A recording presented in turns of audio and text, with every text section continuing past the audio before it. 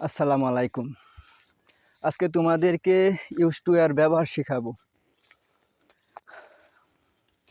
Use টুর পূর্বে আগে যদি তুমি এম, ইজ, আর এগুলো ব্যবহার করো তাহলে ভার্বের সাথে আইএনজি যুক্ত করতে হবে। আর ইউজ টু কথা অর্থ হচ্ছে অভ্যস্ত এবং পারতাম। হ্যাঁ, কুডের বিপরীত। আমরা কুড যেরকম ব্যবহার করি পারতাম, ইউজ টু কথা অর্থ এরকম পারতাম। আর যদি ইউজ টু আগে বা পূর্বে যদি এম অথবা ইজ অথবা আর ব্যবহার করো সেক্ষেত্রে এর অর্থটা হয়ে যা অভ্যস্ত। যেমন আমি খেলায় অভ্যস্ত, I am use to playing.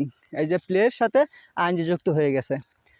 যদি এম ব্যবহার করো ইউজ টু এর আগে বা পূর্বে সেক্ষেত্রে ভার্বের সাথে আইএনজি যুক্ত অবশ্যই করতে হবে।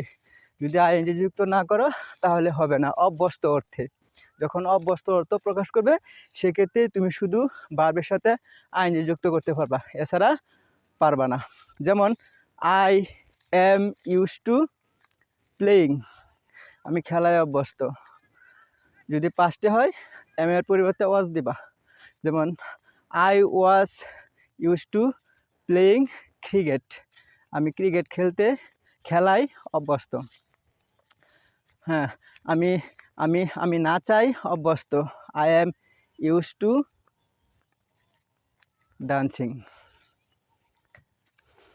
আমি খাওয়ায় অভ্যস্ত, I am use to eating.